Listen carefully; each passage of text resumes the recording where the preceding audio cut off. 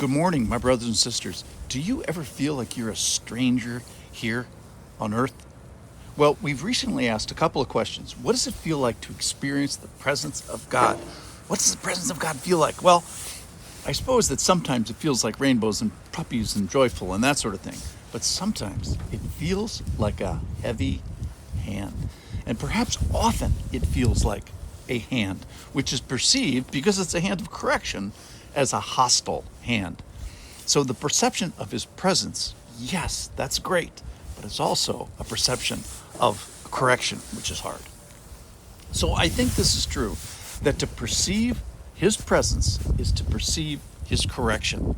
Think about that and tell me if I'm wrong. See if you agree with me. So we've heard this in Psalm 32, which we recently did, which talked about his heavy hand. And then today our favorite passage, Psalm 39, our recent favorite, is remove your stroke from me, for I am spent by the hostility of your hand. So this results in us being sometimes, probably not often enough, struck with our sin. In 2 Samuel 24, verse 10, it says, David's heart struck him after he had numbered the people. He did the census he wasn't supposed to do. So this is a critical element for anyone who calls himself a follower of Christ. Be struck with your sin.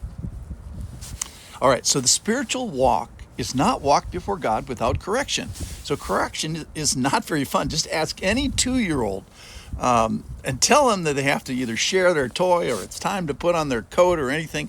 And you can see with them struggle with correction. And you see it outside. You see it on their face. They get the pouty face. But what's going on in the inside is betrayed on what's coming outside. Now, Psalm 39 is a story of a more cunning sinner than that, more than a 2-year-old. So this, and it's David, by the way, he does the right thing on the outside. He guards his mouth and he muzzles his mouth. That's the good news. But as far as the inside mouth, the one that one continues to make a racket. So he held his peace outside to no avail, because inside his heart becomes hot within him, and the more he thought about it, the hotter the fire burned. So it doesn't last long. That's only 3 verses long. Then in verse 4, he cries out and says, Lord, help me with this, and let me know what the measure of my days is. Let me know how fleeting I am. So he asks for help to compare his temporary hot anger toward another human being with eternity. And this is really, and he kind of asks the question, is this what I really want to be doing with my few minutes here on earth? So the point is that a mature believer fights battles outside for sure, in this case guarding his tongue. And the second point is a mature believer fights the battle inside, and in this case extinguishing his hot anger with an eternal perspective on life, a recollection that life is short, and live before God, and to our point today, lived as a guest with God. We'll talk about that in just a second. So he ends up asking for forgiveness, deliver me from my transgressions. And then a second time he shuts his mouth. He says, I don't open my mouth inside or outside, for it's you that have done it. I shut my mouth with this new insight that you give me as to my temporariness. So I ask these things, these painful blessings on you, dear listening. Painful blessing number 1 is that you experience the heavy, the hostile, at least from our perspective, hand of God. Secondly, that you would be struck by your sin. Thirdly, that you would have this intense looking at God of your outsides as well as your insides.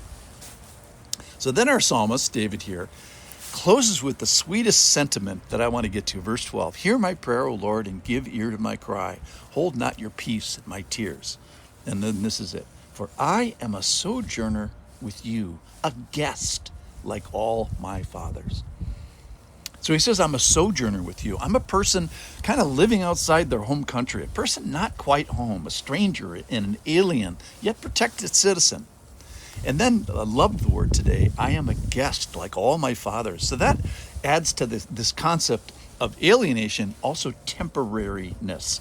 So I'm a temporary resident. My fathers are all dead and gone and hopefully enjoying the Lord's presence at the moment. But for now, this is my moment on this stage of life. It's not going to last forever. I stand as a mere breath, as our Psalm here 39 says. I go about as a relative shadow, as Psalm 39 says. My days are measured with a few hand breaths. And this is a concept that's not unique in Scripture, either in the Old Testament and the New Testament. Hebrews chapter 11 lists a whole bunch of people and said, hey, these people all died in faith, not having seen and received the things promised, but having seen them and greeted them from afar, and having acknowledged that they were strangers and exiles on the earth. Verse 14, for people who speak thus make it clear they are seeking a homeland. But 16, but as it is, they desire a better country, that is, a heavenly one. So this is echoed in Psalm 39. I'm a stranger and a sojourner here for sure, but I'm a sojourner with you. My citizenship is in heaven. It's your country. I'm a temporary guest. Like all my spiritual relatives that were before me, I am a guest with you. So in closing, I'm thinking of the song from Beauty and the Beast. Lumiere sings it. Be our guest. And the Lord is asking us, kind of through Psalm 39, to be his guest in this short life. So here's the hard news. It's going to require some correction. It's going to be, have a heavy and even a hostile hand of God. But how else are we to be made holy? So we are strangers here. Here's the good news. You are a guest. You're a temporary guest of the Lord himself. And yes, you're a stranger and alien here because your real home is somewhere else in heaven. That's why you may feel like you're a stranger here. Thanks for listening.